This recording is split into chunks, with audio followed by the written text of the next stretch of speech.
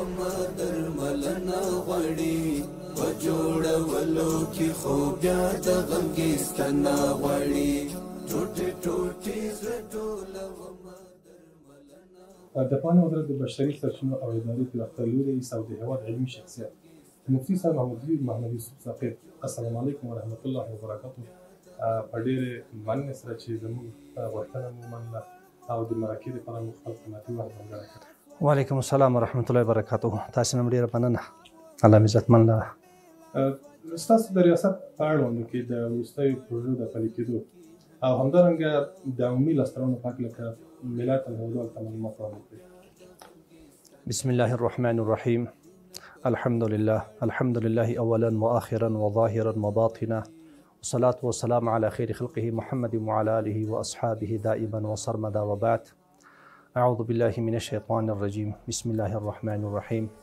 هل يستوي الذين يعلمون والذين لا يعلمون. محترم محکمام تاسو نه مننه وکړئ، تاسو له ټیم نه الله تاسو ته اجر درکړي. تاسو موږ نه ښه پوښتنه وکړله چونکې موږ په معارف وزارت کې یاستو، بیا په یو مهم ریاست کې یاستو، په علمي برخه کې یاستو. الحمدلله په دې وروستیو کې په منابع بشري کې په هره برخه کې پرمختګونه سوي دي، په هره برخه کې موږ لاسته راوړنې لرو او ښه کارونه سوي دي. یو له جمله د هغو کارونه دا و چې کله موږ هلته راغلو د جومات ترتیب نه و. زموږ مراجعین دي یا مامورین دي، ځینو به په میدان کې مونځ کاوه یا به د باندې تلل چیرې به مونځونه کول. دغه مشکل د درک په خاطر یو وارې موږ پاس پنځم چت کې یو غټ تالار ته زموږ کانفرانسیون ده، چونکې دا کانفرانسیون ډېر غټ و. دا هم د جومات کار ترې واخیستی او 2 قطره چوکۍ مو ایسته کړلې. هلته زموږ مامورین اوس هم جمع کوي. بیا چونکې د مراجعینو مشکل و، بیا مو پیشنهاد وکړ د معاینت او د وزارت د مقام د رهبري په همکاري سره او په دې کې د خدماتو رئیس صاحب او د تدارکاتو رئیس صاحب موږ سره پوره همکاري وکړله. په دې برخه کې موږ یو جومات شروع کړ. تاسې وروسته بیا کتی هم شئ، د مراجعینو دپاره موږ یو جومات جوړ کړ. د اودسو ځای مو الحمدلله ورته جوړ کړی د هلته. دې په څنګ کې زموږ هلته اوبه وچسولې، دا څاه زموږ ډېره زیاته ناکامه څاه وه. بله څاه مو وهله 1.5 سل متره څاه ده، الحمدلله چې اوس د الله فضل د الله رحم د اوبو مو ښې پرېمانه دي. بل دا اوس چې کله مراجعین به انتظار کوو، د باندې په کوڅو کې به انتظار کوو، نو هغو دپاره موږ یو ښه انتظارګاه جوړه کړې ده. بل دا چونکې دا یو مهم ریاست دی، هلته آرشیف ده، هلته سوانح دي، هلته وزارت معارف ډېر شی دلته موجود دي. په دې اساس موږ یو ټاور جوړ کړ چې زموږ پیرهداران د شپې ورځ دغلته وي. بل دلته زنانهو لاره جدا نه وه، د زنانهو دپاره موږ جدا لاره جوړه کړله.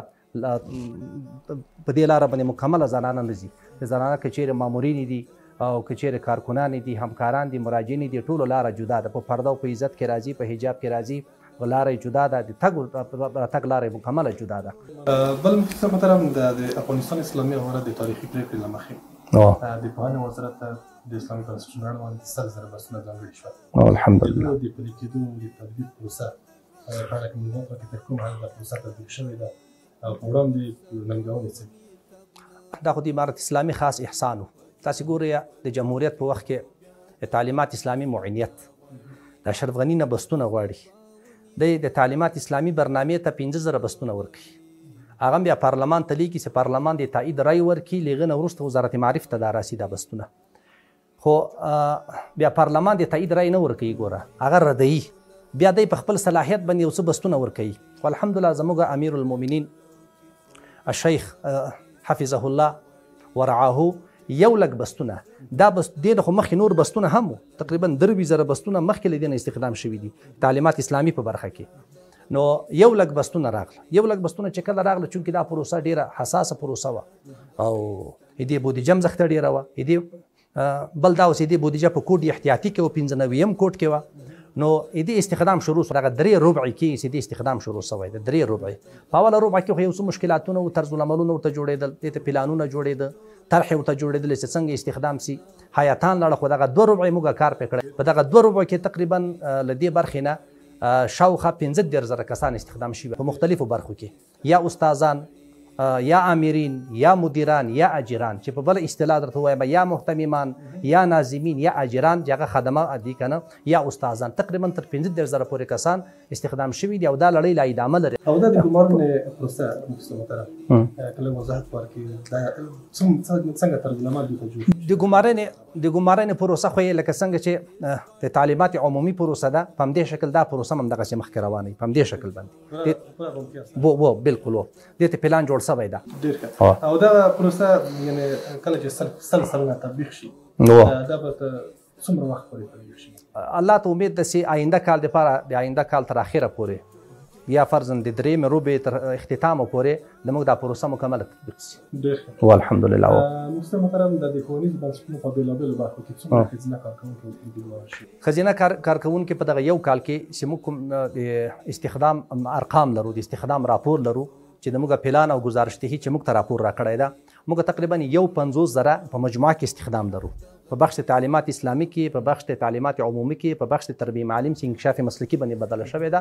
په دغه برخه کې په دغو ټولو کې موږ تقریبا 7,800 ښځینه یعنې کارکوونکي یا استادانې یا اجیرانې یا مامورینې دا مقرره شوي دي 7,800 او کېدای شي دغه څو ورځې نور هم پاتې دي تر حمله پورې دغه ارقام کېدای شي 8,000 ته ورسېږي 8,000 ته ورسېږي چې 8,000 یعنې زنانه کارکوونکي په دغه کال کې الحمدلله مقرره شوي دي. او په وروستیو کې ملت ته پیغام څه؟ خو بیا هم د موږ ملت ته پیغام دا ده چې په هره برخه کې له مدارسو سره کومک وکړي، له مکاتبو سره کومک وکړي، د دارالمعلمین چې کومې برنامې دي انکشاف مسلکي په دې برخه کې دوی کومک وکړي، ځکه چې تعلیم و تربیه داسې یو اصل یو نهاد ده که چیرې تعلیم زموږ اساسي وي با کیفیته وي زموږ ټول نظام با کیفیته کېږي. دغسې جاپان ته که موږ وګورو، سعودي ته وګورو، قطر ته وګورو، نورو هیوادونو ته وګورو، اروپایي هیوادونو ته دوی په تعلیم و تربیه برخه کې څومره کوشش کوي باید زموږ ملت هم راویښ وي د تعلیم او د تربیې په برخه کې په هره برخه کې که هغه اسلامي وي که هغه عصري وي. الحمدلله چې دا فاصله ختمه ده، یعنې ټول اسلامي تعلیم ده، که عصري وي که غیر عصري وي ټول اسلامي تعلیم ده. دوی زیات کوشش وکړي خپل بچیان راولېږي، دوی خپله همکاري وکړي او کومک وکړي، دې دپاره یو ښه تبلیغات وکړي، ښه زمینه برابره کړي. خصوصا زموږ کوم ملګري چې د صفحات اجتماعي خاوندان دي دوی په صفحات اجتماعي کې خدمت کوي که نه دغه ته ښه انعکاس ورکړي. یقینا زه تاسو ته ډاډ درکوم امارت اسلامي له حاکمیته وروسته پوهنې په ډګر کې چې کوم خدمت شوی ده، تعلیم و تربیې ته چې کوم یعنې خدمت شوی ده، تاسو باور وکړئ چې په دغه 21 کلو کې داسې خدمت نه ده شوی. نو زموږ خواست له ملت هم دا ده چې دوی د تعلیم و تربیې په ډګر کې یعنې پوره همکاري وکړي له موږ سره، خصوصا له معارف سره پوره همکاره وي، خپل بچیان راولېږي، دوی خپل هم همکاري وکړي او ښه ذهنیت خلکو ته ورکړي، په دې برخه کې موږ سره پوره همکاري وکړي. ډېر مننه خپل قیمتي وخت مو په ځانګړی تاسو هم ډېره مننه. الله مې عزتمن لره ډېره مننه. کامیاب او موفق اوسئ.